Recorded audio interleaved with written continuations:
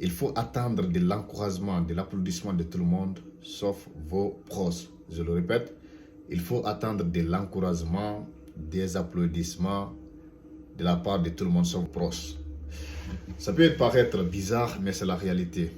Les dernières personnes qui aimeront vous voir réussir sont vos proches et non les étrangers. Bonjour les amis. Je suis Sangaram Balele. Pour ceux qui ne me connaissent pas, je suis un écrivain et auteur de deux livres. Bienvenue à toutes et à tous. Bienvenue à l'école de la vraie vie, où chaque expérience est une leçon, chaque jour une opportunité d'apprendre et de grandir. Et surtout, chaque échec un tremplin vers le succès. Encore une fois de plus, bienvenue à toutes et à tous. Ici, c'est l'école de la vraie vie. On apprend ce que l'école classique ne peut jamais nous enseigner. Vous savez, lorsqu'on est dans nos débuts, lorsqu'on veut nous lancer dans un business, lorsqu'on veut créer son entreprise, lorsqu'on veut effectuer un voyage, lorsqu'on veut participer à un concours, lorsqu'on veut développer une idée, généralement, on a tendance à demander l'avis des autres, on a tendance à plaider l'encouragement des autres, à même parfois acheter l'encouragement des autres. Mais laissez-moi vous dire une chose. Si c'est l'encouragement que vous attendez, des applaudissements, des félicitations, des « allez, vas-y, c'est une bonne idée, tu vas réussir, j'ai confiance en toi, tu peux le faire », vous n'allez jamais faire quelque chose. Surtout, n'attendez pas ça de vos proches. Parce que vos proches, ils sont en concurrence avec vous. Ils sont en compétition avec vous. Peut-être de manière indirecte, mais les dernières personnes qui aimeraient vous voir réussir, ce sont vos proches, ce sont ceux avec qui vous avez grandi ou bien ceux devant lesquels vous avez grandi. Croyez-moi. Parce qu'ils se disent que partant de la même ligne de départ, partant de la même condition de vie, vous avez connu les mêmes galères, les mêmes trières, les mêmes difficultés, vous avez grandi dans le même quartier, vous avez fréquenté les mêmes lieux, vous avez connu la même souffrance. Il n'en est pas question que vous réussissiez avant eux, ou bien plus qu'eux. Ils veulent tous sauf ça. Ils vous aiment tant qu'ils vous dépassent, que ce soit en statut, que ce soit en richesse. Je crois que c'est un peu méchant, ou bien c'est la loi de la nature, mais c'est comme ça. Personne n'aimerait te voir réussir alors que lui, il stagne. Personne n'aimerait te voir réussir, te voir évoluer alors que lui, il est en train de croupir dans la misère. La plupart des gens, je ne dis pas tout le monde, hein, mais la plupart des gens sur cette terre sont comme ça. Ils t'aiment tant qu'ils te dépassent. Et le jour où tu vas les dépasser, ou bien le jour où tu vas atteindre même leur niveau, ils vont commencer à te détester pour ne rien. Ils seront votre ennemi le plus farouche. Vos proches sont vos ennemis les plus farouches, les plus dangereux. Croyez-moi. Et ils feront tout dans l'ombre pour vous stopper, pour ne pas que vous évoluiez. Donc, si vous vous attendez de l'applaudissement de ces gens-là, c'est foutu pour vous. S'ils savent que leurs différents encouragements pourront vous propulser, pourront vous aider à vous propulser à un degré de niveau, ils ne vont pas le faire. Laissez-moi vous dire une chose. Vos proches peuvent refuser de vous ouvrir certaines opportunités alors qu'ils savent que vous en avez la capacité. Par exemple, ils participent à une réunion ou bien ils participent à une conférence et qu'ils rencontrent quelqu'un qui cherche un ingénieur, disons un ingénieur génie civil, ou bien il cherche un entrepreneur dans tel secteur, ou bien un consultant dans tel ou tel secteur, et que votre ami là, il sait que vous en avez les compétences, vous êtes qualifié, la plupart des cas, ils ne vont pas solliciter, ils ne vont pas proposer ton service. Ils vont dire non, eux, ils ne connaissent personne dans ce secteur. Ils le diront, je vous le jure sur l'honneur, j'en ai connu. Je sais très bien de quoi je parle.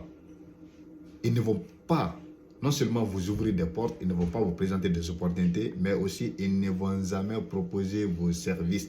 Ils ne vont jamais proposer vos services aux bailleurs de fonds, aux investisseurs, aux richards ou bien aux différentes entreprises. Ils ne vont jamais le faire. Ils vont se taire là-dessus.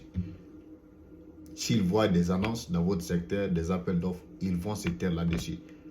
Si vous vérifiez, si Dieu pouvait vous montrer dans le miroir, sur un écran, tout ce qui se passe derrière vous, vous allez voir que vos amis ont eu l'occasion de vous présenter des opportunités, mais ils ne l'ont pas fait.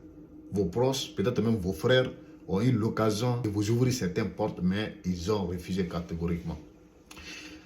Pour ceux qui lisent les livres saints, que ce soit le Coran, la Bible, ils savent que les dernières personnes à suivre les prophètes étaient, n'est-ce pas, leurs proches, les membres de leur famille, les membres de leur clan.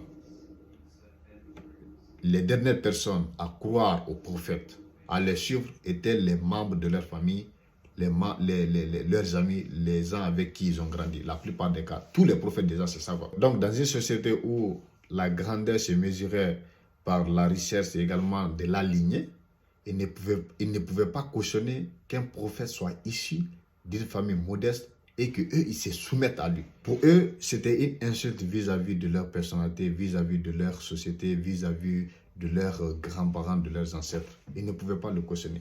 Peut-être que vous l'avez remarqué, que lorsque vous émettez une idée quelque part, les premières personnes à s'y opposer, ce sont vos proches. Parce qu'ils ne vous prennent jamais au sérieux. Ils diront que c'est avec lui on a grandi. Lui, il a quoi à nous enseigner? Il ne peut rien nous apprendre. Il n'a rien de nouveau à nous enseigner. L'enfant là qu'on voyait hier marcher pieds nus ou bien courir pieds nus sans pantalon, lui, il a quoi à nous dire? Lui, il a grandi devant nous ici, ou bien on a grandi ensemble, on se joue ensemble ici. Lui, il n'a rien à m'apprendre. La plupart des gens étouffent leurs projets parce qu'ils n'ont pas eu l'encouragement des autres. En voulant de l'encouragement, on les a découragés. En allant chez quelqu'un pour chercher des conseils, pour demander leur avis, ils sont retournés avec la désolation, n'est-ce pas, le découragement, et finalement ils ont laissé tomber le projet. Je connais beaucoup de jeunes qui ont laissé leur rêve à cause de ça, parce que simplement quelqu'un leur a dit non, c'est fou de sa part, c'est irréalisable, surtout dans un pays comme le nôtre. Donc on les décourageait carrément. Beaucoup de personnes ont étouffé dans l'œuf leur projet, leur avenir, leur vision, parce que tout simplement ils n'ont pas eu d'encouragement, ils n'ont pas eu de félicitations, et au contraire ils ont été découragés. C'est pourquoi je tiens beaucoup à ce sujet-là. Foutez-vous carrément de ce que les autres ont à dire ou bien à penser. Suivez votre rêve, suivez votre intention. S'il y a un feu qui brûle en vous, ce n'est pas du hasard. Dieu, dans sa grandeur, dans sa miséricorde, ne va jamais mettre en vous, ne va jamais placer en vous une idée et qu'il vous le rappelle constamment, sachant que vous serez incapable, n'est-ce pas, de l'accomplir. Sachant que vous êtes incapable de le réaliser. Ce n'est pas possible.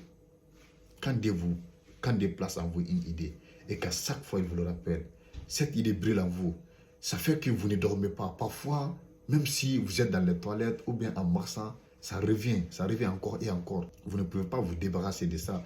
Même si parfois vous cherchez à vous convaincre que non, c'est une mauvaise idée, je vais abandonner. Et ça revient encore, ça refait face. Donc, il ne faut pas laisser ça mourir. Il ne faut jamais laisser ça mourir, il ne faut pas laisser ça partir comme ça. Ce sont des idées parfois, je ne sais pas si ça vous est arrivé. L'idée, ça vous dérange, ça vous heurte, je ne sais pas, vous sentez que quelque chose ne va pas. Tant que vous ne parlez pas de ça à quelqu'un, tant que vous ne l'accomplissez pas, ça continue à vous ronger, ça continue à vous, n'est-ce pas, faire quelque chose, ça brûle en vous. Même si vous essayez d'oublier ça, vous ne pouvez pas. C'est impossible parce que c'est Dieu qui a placé ça en vous. Ne laissez pas ça partir. Et si vous insistez, si vous le rejetez, à chaque fois que l'idée vous revient à l'esprit et que vous essayez de l'étouffer constamment et que vous essayez de la rejeter constamment, ça va partir pour tout bon. Et croyez-moi qu'il y a certaines choses, lorsque vous les perdez, c'est pour tout bon. Vous n'allez jamais les avoir.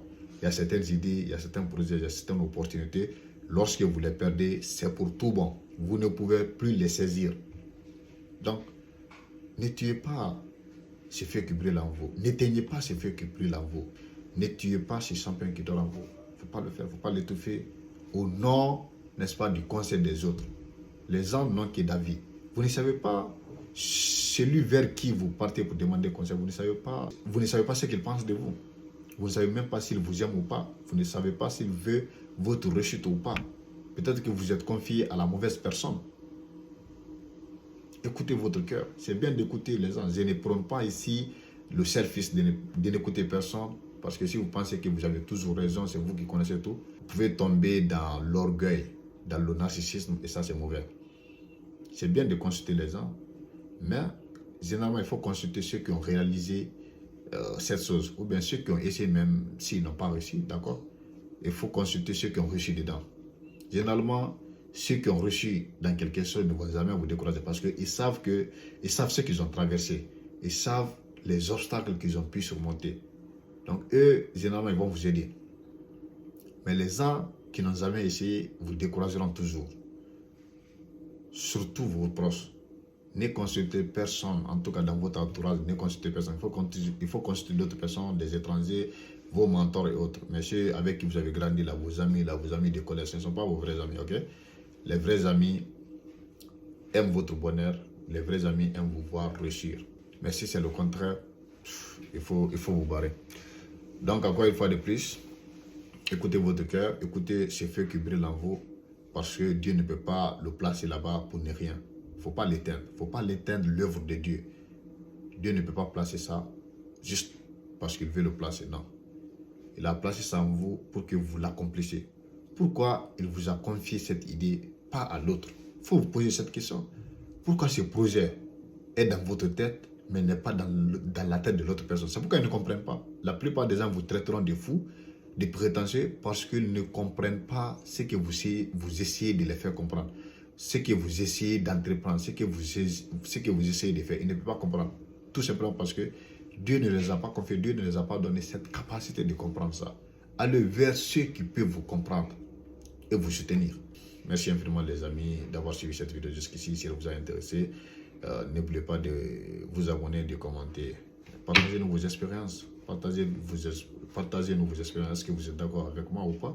J'aimerais avoir aussi des contradictions. C'est une communauté de grandeur, c'est une communauté de réflexion.